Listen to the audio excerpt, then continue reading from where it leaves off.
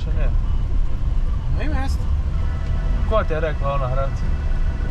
Oni že neki rekarca, da lahko voli, če me to tada sokne, imam s tema tapa riba pešaka.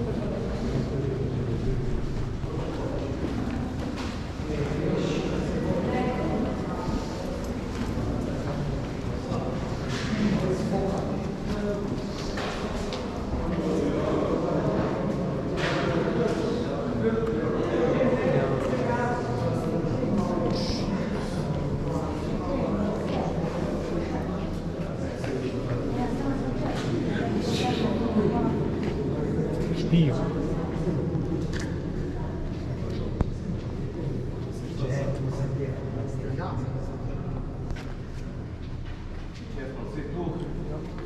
Dakle, moje ime je Dino, ja ću biti vaš vodič. Dobrodošli u grad Konjic i dobrodošli u Titov bunker. Ovdje možete vidjeti mapu ovog objekta. Objekat se sastoji iz 3 glavna dijela. Prvi dio su ove 3 zgrade ovdje. Zgrade koje se nalaze tu ispred. Zgrada broj 1 je Titova nadzemna rezidencija. Zgrada broj 2 je za vojsku i broj 3 je za ljude koji bi tehnički održavali ovaj objekat. Dakle, sa lijeve strane je prilaz iz zgrade broj 3, mi smo ušli kroz zgradu broj 2, a sa desne strane tunel vodi do zgrade broj 1. Drugi dio je ovaj tunel ovdje i njegov zadatak je bio da amortizuje nuklearni udar 20 do 25 kilotona. To je 4 puta jače nego bombe što su bačene na Hirošimu i Nagasaki u Drugom svjetskom ratu. Treći dio i najvažniji dio je ova zaštićena zona koja je 6400 kvadratnih metara i sastoji se iz 12 blokova.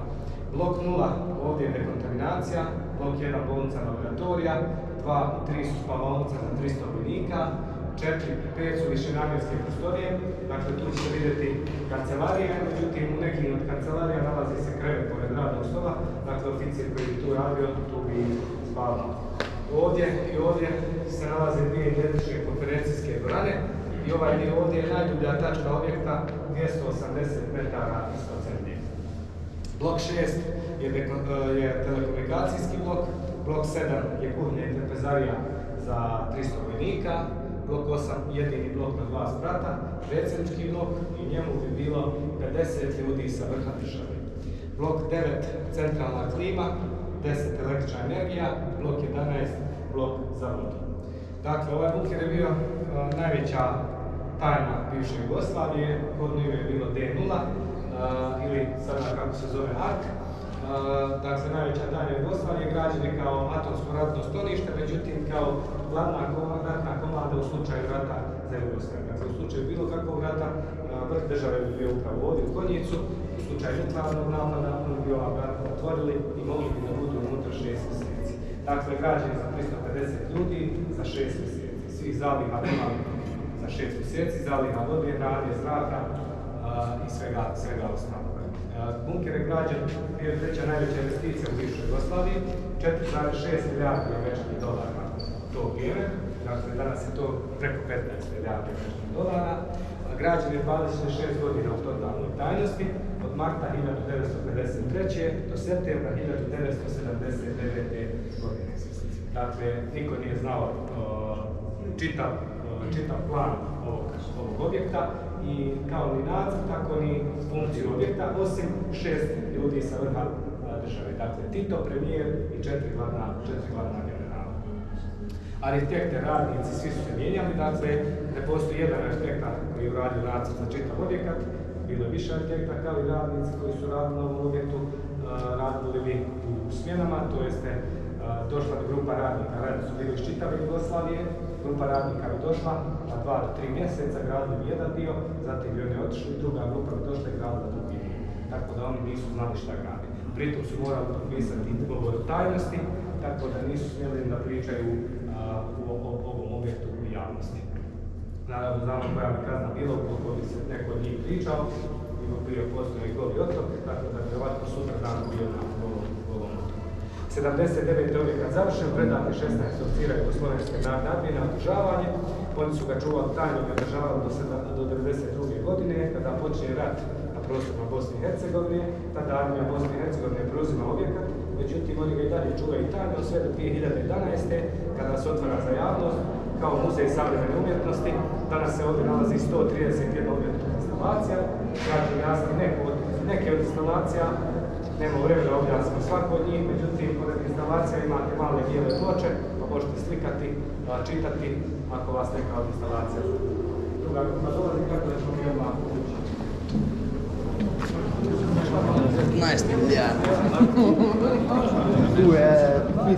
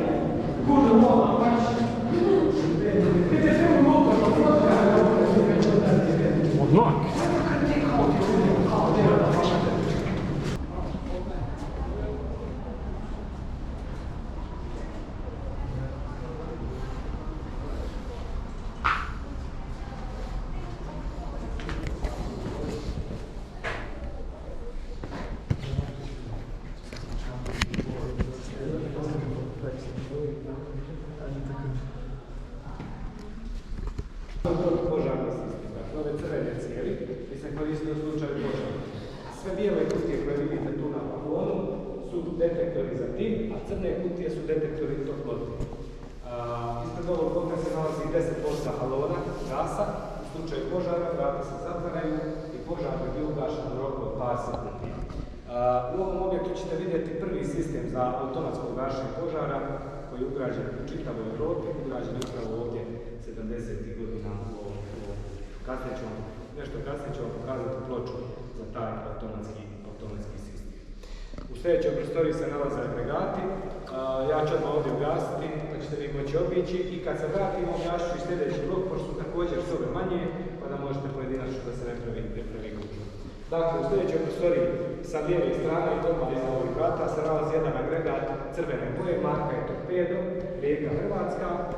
Njegova snaga je 25 kW i koristio se samo za ova dežurna svjetla i za blok 6 telekomunikacijski blok. Međutim, u one dvije žute kutije ili narančaste kutije se nalazi još dva agregata marke Piller iz Njemačke, čija zajednička snaga je 560 kW i oni bi se koristili za ostatak objekta. Dakle, postojala su u stvari tri načina napajanja električnom energijom u ovom objektu. Jedan je gradska mreža, drugi su ovi tankeri sa naftom i treći je mala hidrocentrala koja se nalazi na ovoj riječici preko koje smo prešli. Dakle, ta hidrocentrala bi se koristila prva, zatim bi se koristila gradska mreža, da bi se to uništilo koristila bi se gradska mreža i treći način su bili ovi tankeri sa naftom. Recimo da sada mi koristimo struju sa te male hidrocentrale, da ona još uvijek funkcioniše i ukoliko bi se ona stala, ovi agregati, Pillerovi agregati bi preuzeli struju sa gradske mreže u gradu Konjicu za 18 sekundi.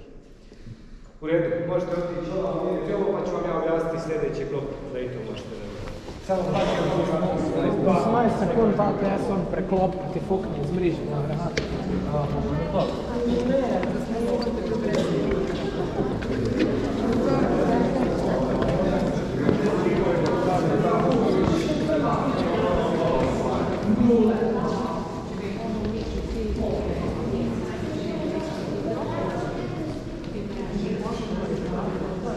Prvo je tam čista hidroelektrana, koji bi bio pregrijavanje, javna elektrika i mesta, ne? Pa čisto priče, ovo to agregacija se pravi torpedo to, prepare.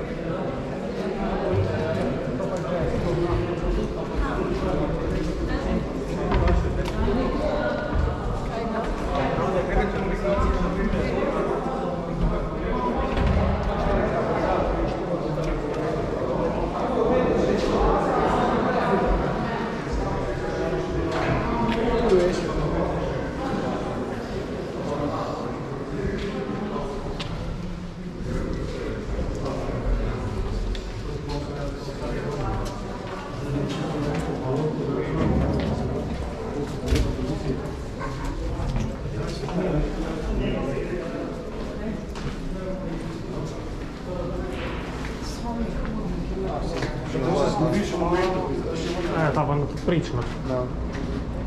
Idemo nazaj.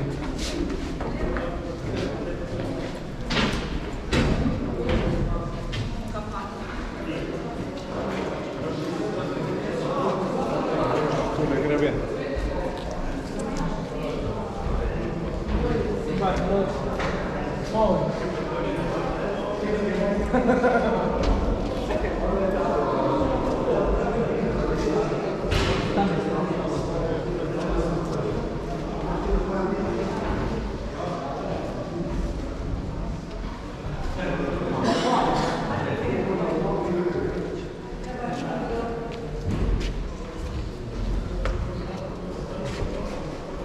Ampere po svaki faz, voltaža.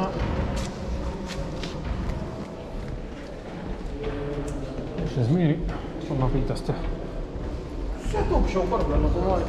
Sigurno bi. Škaš naloč?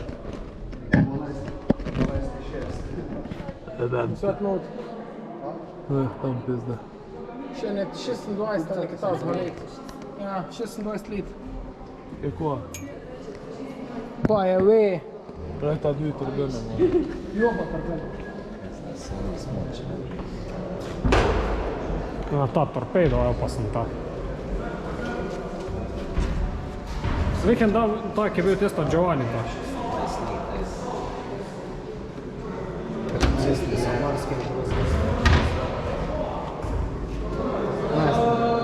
Po moje nekaj arteha je tudi kakšna ona dinama.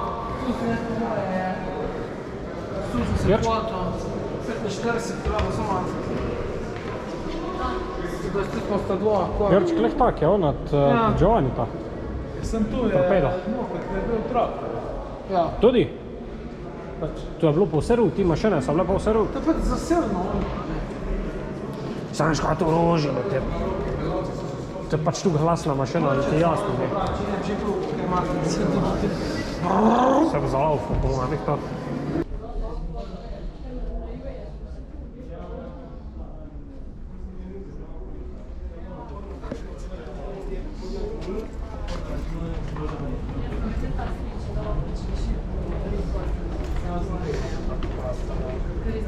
Še doma, mešanje.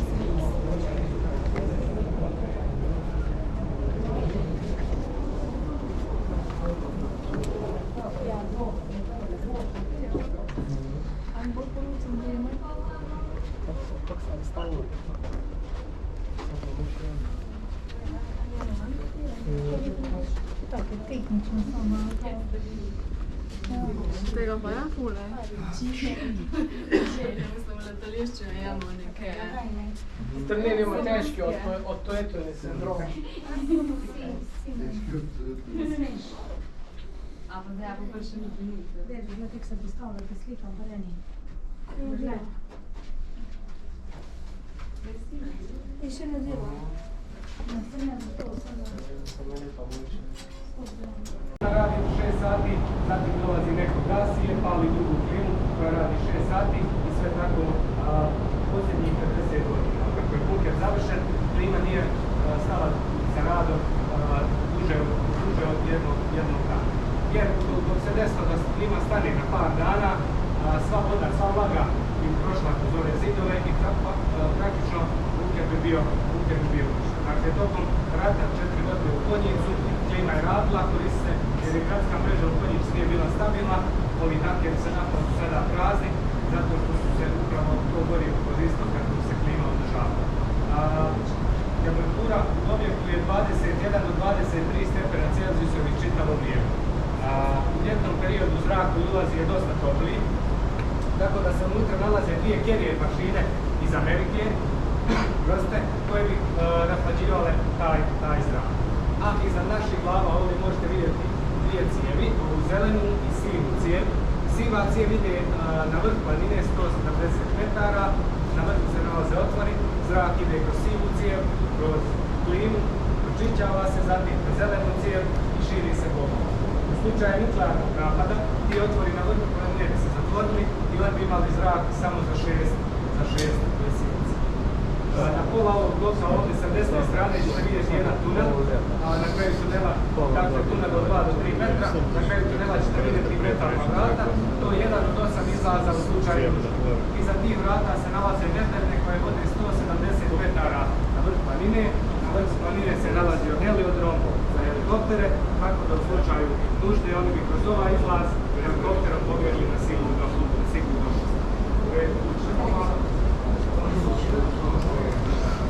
Da Jugoslavija vajala ostala.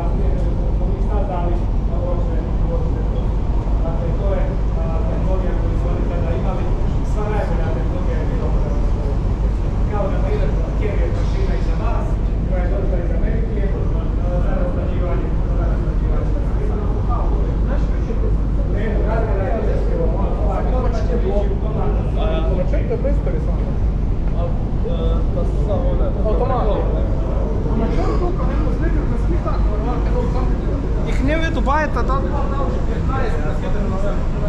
Da? Za ti je bilo nečku.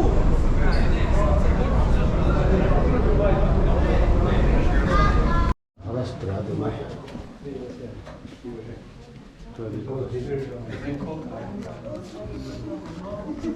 oni su me tamo kako me među.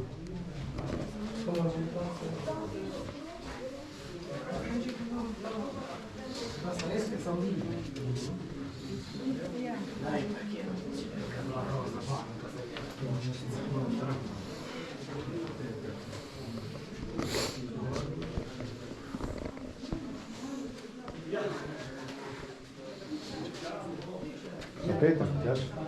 Tapeta. Lepo je. Vidiš?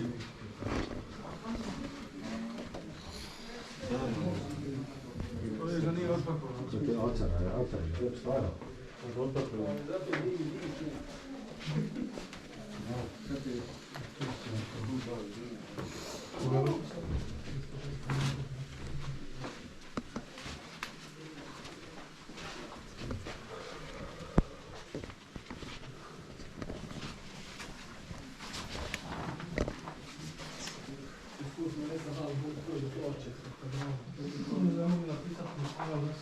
Koga to tam malo?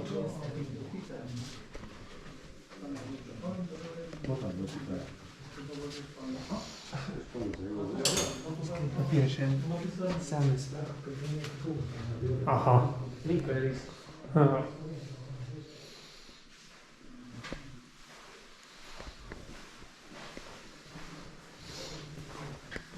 Dobijevo stavljati.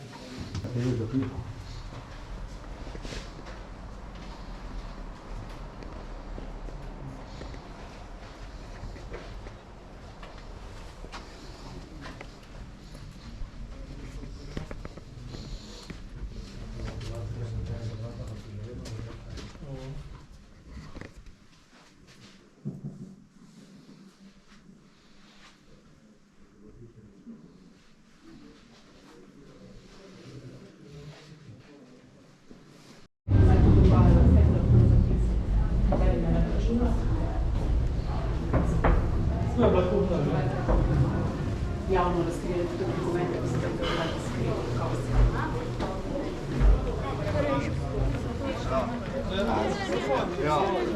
Začel te pa samo sam čas.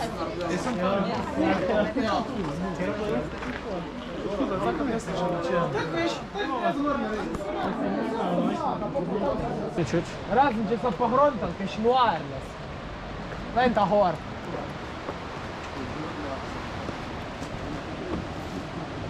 Znaš, na vata, že noč preteče, imaš drogo, pa na